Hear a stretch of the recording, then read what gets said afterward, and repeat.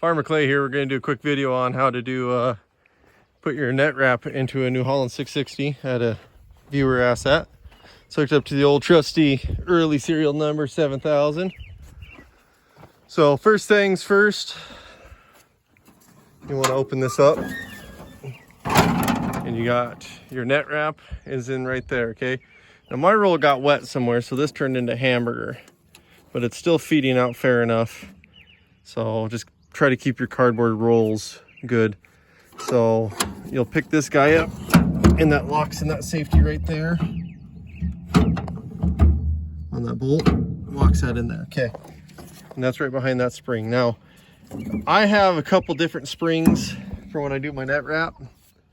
As my roll gets smaller and smaller, I add a spring on, and it helps it break. The other one thing that helps breaking is slow down your RPM when you get ready to go. So for in here, you lay this rod here will pull out and swing on out of the way, and then you just slide your roll up on that. So that's all pretty self-explanatory. For feeding this in, you have I just take it right over the top, and there's the diagram there. It shows it goes over the top, down underneath, and in through your feeders.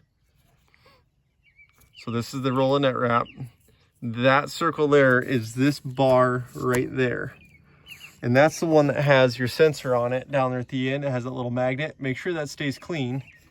Mine has a little debris on it, but make sure that little magnet there, that little round thing, stays clean, because that's what reads to tell you if it's spinning or not and feeding.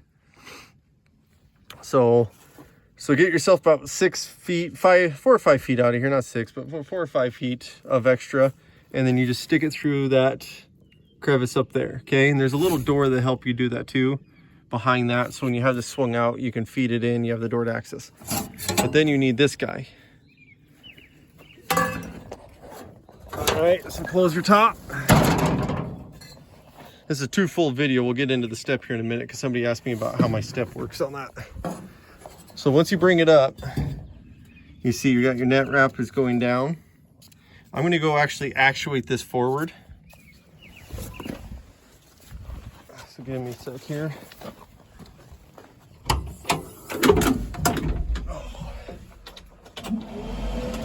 So I don't think I need power.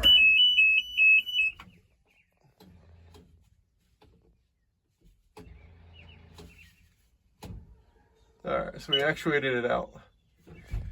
All right, so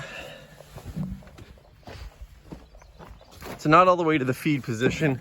This is the position it runs in right there when it's just rolling the net wrap. So your net wrap comes out here from underneath that, goes underneath that bar, over that bar, and in to that slot right here, all the way across. And you use this guy here to stuff and feed that up in there. Now there's a couple things about this. You have knives right here. You got to keep those razor sharp. I take a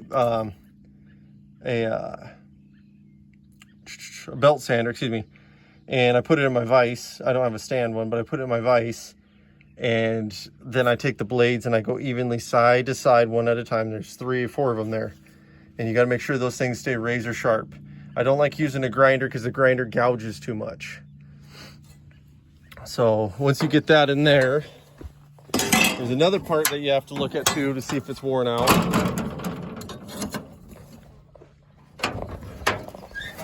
Sorry, the phone bobbing around. I'm going to pull that back so I can show you this other part. Yep. Of course it wants to do that. All right, so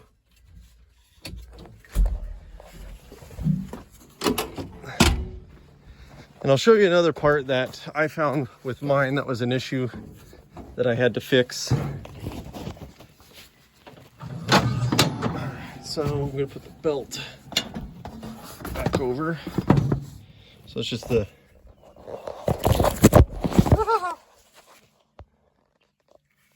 sorry about that.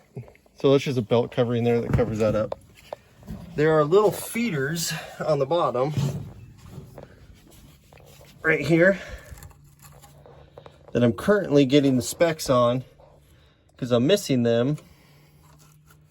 And you have to go to the 640 baler to find them. They don't show them on the 660. But I'm gonna get these. I'm gonna remake these because these help feed it and hold the twine up in a good position. So when your knife comes in to cut, it can cut it without creating an issue. So that is one part I have, and I think these are for rolling on this so it doesn't tear up the metal. But I think I need to get them back on there because something's not, every now and then I have an issue with it. Not wanting to start or not wanting to cut. So for my step, this is a factory step. It had a roll pin in there, but the roll pin is pretty hammered and this was seized. So I knocked the roll pin out. I just used a long bolt and it just rolls around like that. It's kind of a little basic step, just hangs in there and flips on around. I'll try to tag both the guys. One guy asked me for that video a while back because he wanted to make one. You might be able to find one in a salvage yard. But yeah, just kind of a simple little critter there. Pick it up and it rolls around out of the way. But most of the time mine actually runs in this position here. I don't ever really flip it all around. But I'll show you that other part over here. That there was a missing grease zerk on it when I bought this baler, and I bought it used. And it created a lot of headache for me because I couldn't figure out why my net wrap didn't want to actuate. And it would struggle, and like how the arm was having issues there now. Right there, there's a grease zerk. It's not marked. Everything else has symbols. That one there did not. And I think it got missed at the factory because when I cleaned it out, it had paint and threads. And I don't think it was ever installed. So don't forget to make sure that's probably your most important one there to grease, because that pushes on everything. But yeah, you got to make sure you keep everything greased up nicely on this stuff for your adjustments and make sure your spring's up there. Another guy, I'm not sure which one, he says he was having issues with his back door opening. And I'm not sure, more than likely, I'd probably say you have a seal out and a ram that's creating your issue. Well, that's actually your tension here, excuse me. Those are your tensions. These are your lift rams here. And I'd probably say it's gonna be one of your two lift rams you're having a seal issue in. Just make sure somebody didn't replace the fitting and put a restriction fitting inside it, because that will slow down your flow to where it doesn't want to open in a quick fashion. This thing needs cleaned off badly. But once again, and like this hay build up here is bad for locking because this is your lock actuation stuff here. So any hay that falls in here, or this is for unlocking it to make sure everything clears good. So you don't want a lot of buildup in there. So, but yeah, it's been a really good baler for me. I've had a few quirks here and there for it. I got a bearing down in here I got to get replaced yet. It's holding on, but it's the race was, the collar was giving some issues, so that'll be another video for it. But this one I like it because you don't have to hook up special fittings to pressure it like some of the newer ones you do. But I see I got a CP seal there, and I have those in stock. I bought those and keep those on hand in case something goes out on it and I'm in the middle of haying. I can rebuild my cylinder and get back in the field. But this right here is your lock for your bale tension. So like you go to store your bale for the winter, or you need to repair a belt or something like that.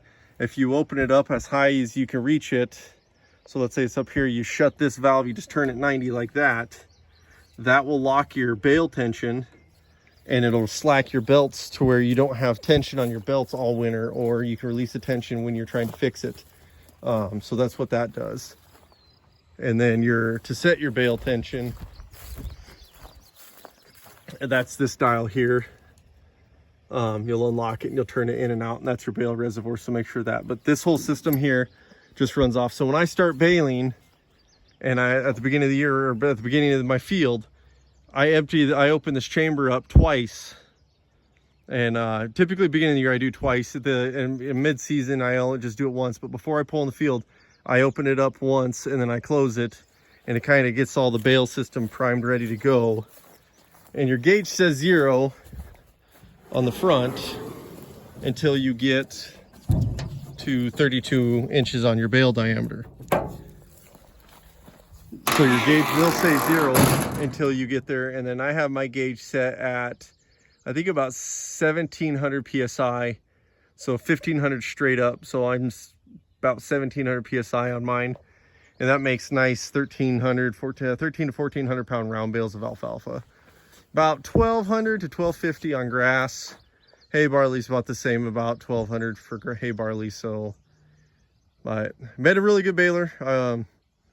Gone through, I did have to rebuild the pickup attachment on it. One of the pieces in there kind of grenaded and went apart on it, but it had a pretty rough life in western Montana over in that rocky country. So, but yeah, I brought her home and she's been a pretty good unit for us. That's a good combo. I like that baler and that tractor. They do really good well with each other. So I hope this helps. If you have any more questions, feel free, you know, don't hesitate to hit me up on it, and I'll answer what I can.